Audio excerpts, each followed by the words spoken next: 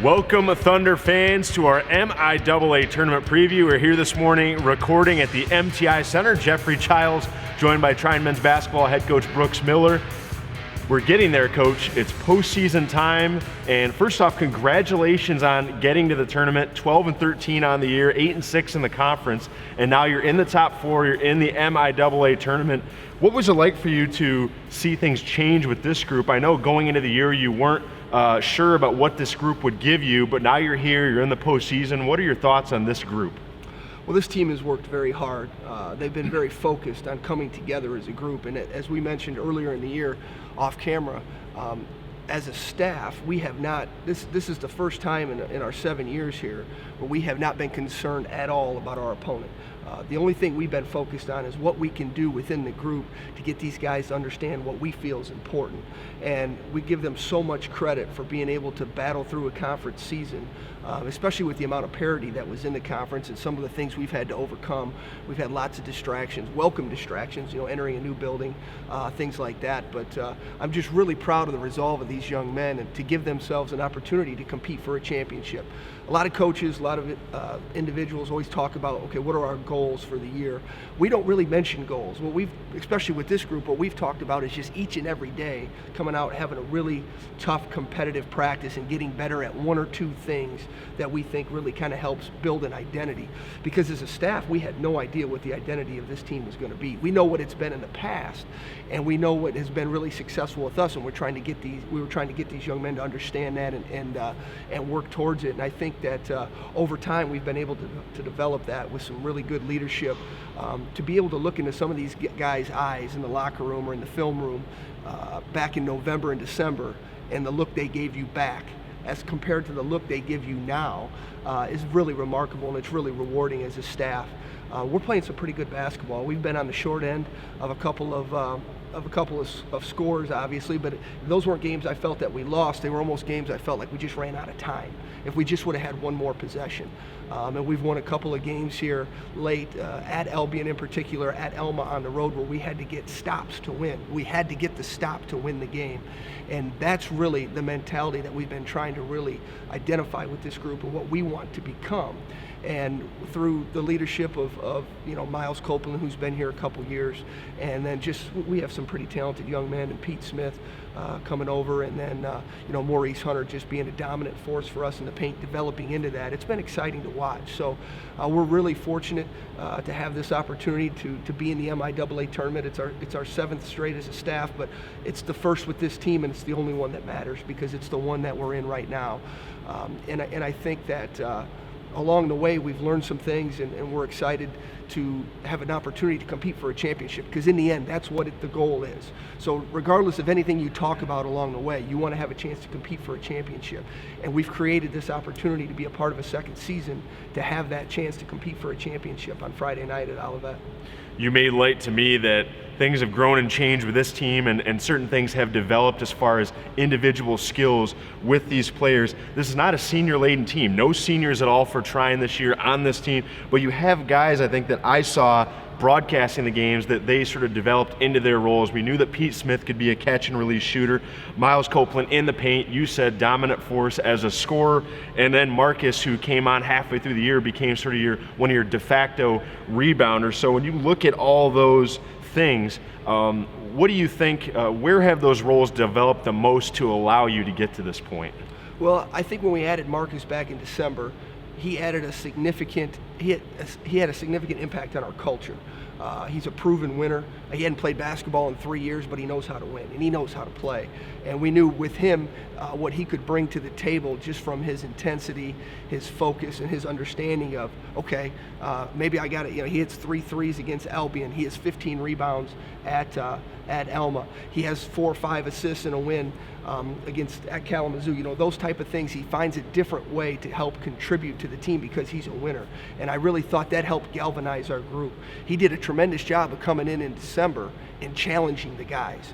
I'll never forget it. We lost to Wilmington here in a game where they played very well. They outplayed us, and I think you can look at it, and we didn't put forth our best effort maybe emotionally. And he came to practice that next day, and he had guys going at each other, challenge them. Don't let him score. Keep it out of there. Just little things like that, the emotional lift that he brought us when we desperately needed it in the middle of the season. And I think that's had a significant impact. But what that's done, it's empowered guys like Pete, Miles, Mo. They're much more comfortable, Langston, within the group. And we always talk about paint touches. You cannot win a basketball game against a good team without somehow finding a way to create an easy basket or get to the free throw line. And we have two really exceptional shooters in Pete Smith and Langston Johnson, and the only way to get them good looks at the basket from the perimeter is for us to put pressure on the paint. So we were able to do that with penetration through Marcus, and Langston has done a little bit better job of getting into the paint and making some plays. But we also do it with post entries, with cutting. And I think the team has really evolved in understanding what's important to create the best opportunity at the offensive end. But I will say this about Miles Copeland. We talk about leadership.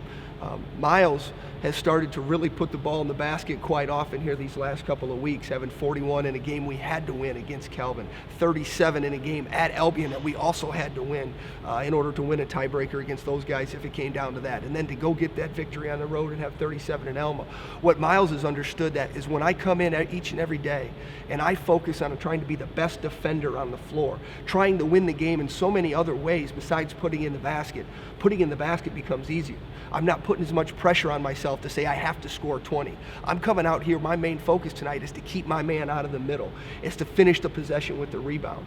When guys that are really talented understand that, when they can take the pressure off themselves by saying, I'm going to be the best defender on the floor. I'm going to come up with 3 loose balls tonight. I'm going to set 3 or 4 great screens. Then scoring kind of takes care of itself, because when you have a team style of play like we have with a motion offense and a team style of play defensively with all the rotations and things like that, keeping guys out of the middle, when you focus on the little stuff, the big stuff all takes care of itself. And I've been really, really proud of Miles' development at the defensive end of the floor. And we're very happy, obviously, with the offensive output. But in my mind, that comes from a lot of different people. Pete and Langston stretching the floor, giving him more space. Maurice being underneath it or out there, also being a threat to the paint that they can't help off of him or he gets every rebound. So those type of things offensively are team-oriented. But what I am so impressed with Miles and really the entire group is understanding that if we are going to win anything important, if we were going to compete for a championship, we had to do it at the defensive end. And our numbers are a little skewed because we've played 4 overtime games when it comes to scoring. But if you look at our defensive field goal percentage, it's the best we've had since we've been here. And that's something we're pretty proud of. When do you think that light went on for Miles? It happens for everybody in a different way. And it happened to Jared Holmquist after we came back from a loss at North Park his junior year. He went from being a guy that could help you defensively to being a dominant defender. And then we went from being an average team 3 years ago or 4 years ago now to a really good contending team nationally. We were nationally ranked his senior year because he just decided I'm going to become a great defender. Oh, and by the way, he ended up averaging 20 points a game along the way. His PPG went up at least 7 or 8 points after that. So we've had a lot of guys do that, and I think it really just comes down to the individual. You got to make those choices. As adults, there's other things, if you take yourself outside of basketball, that we all work on and we all want to improve at. In the end, it just comes down to making the choice. I'm going to spend more time with my family. I'm going to be more committed in this area of my life to be better at that. It's not any different in basketball, and that's what's so great about the game of basketball, especially at the Division III level here at Trine, is we use basketball as a tool. And I remind these guys every day, and I know they probably think it's cliche and they hear it, but it's the truth. We are using this game to really find out more about ourselves. And when we can identify with ourselves of what our strengths are, what our weaknesses are, and together we can own them, and we can identify, and we can accomplish almost anything together. And I think that's what's really special about being a part of a program like this in a conference like this. You're playing, at Olivet Friday night. Olivet won the regular season championship. You split the regular season series with them. Players have tasted victory on that floor before. They've won it on the road earlier this year. They know how to get it done in that building. And in that game, Mo Hunter, Miles Copeland combined, they both had double-doubles in that game. Very dominant for you in that first meeting with Olivet. How was the offense able to be so effective and so lethal against Olivet that first time out? Well, I think it was a situation where we moved the ball well, but again, defensively we were really good. I thought we really did a nice job in the paint in the first half of finishing. They only got one shot each and every time down the floor. They saw our chest. We didn't give them any angles defensively, which when you hold a team like that with the great players they have, and Tracy Edmond may be the best point guard I've seen in this conference or in Division III since I've been here, and Jalen Adams with his athleticism, and I think the guy that really doesn't get enough credit with that group is a great player, and if he was on any other team in the league would be a first-team all-conference player, is Eldridge Mason, who really helped stretch the floor with those guys. We were able to really do a good job not giving them angles and staying square to the basketball. We talk all the time, keep your chest on the ball. Keep your chest on the ball. If I'm coming to help, keep your chest on the ball. If I'm guarding the ball, keep your chest on the ball. And we did a really good job of that in the first half. We built a 28-point cushion, and some shots obviously fell. We got into really good rhythm. And there's something about defensively when you're stopping people that gives you a little bit extra juice. There's an ego thing to that. There's something to that that helps you take that next step. And I thought we were able to do that in the first half. And then in the second half, we didn't do it as well. But those talented guys, they were making plays too. A lot of it had to do with them. You had to give them credit. And they pressed us, and our press breaker, I think we just weren't as prepared for their athleticism. They did a nice job getting themselves back in the game, but we made enough plays to win it. And I was really proud of that win. I think we turned it over 27 times, and to go on the road, turn it over 27 times against a team that wins a conference and come out of there with a win was remarkable. So I was proud of that effort, but that effort's in the past. We got to learn from that. We got to learn from the loss that we took from them here, and also some of the other games that we've played, and figure out, okay, what we got to do to continue to get better and compete at our highest level on Friday night. One of our themes today, you mentioned it repeatedly today in our discussion, is defense and how the defense has changed.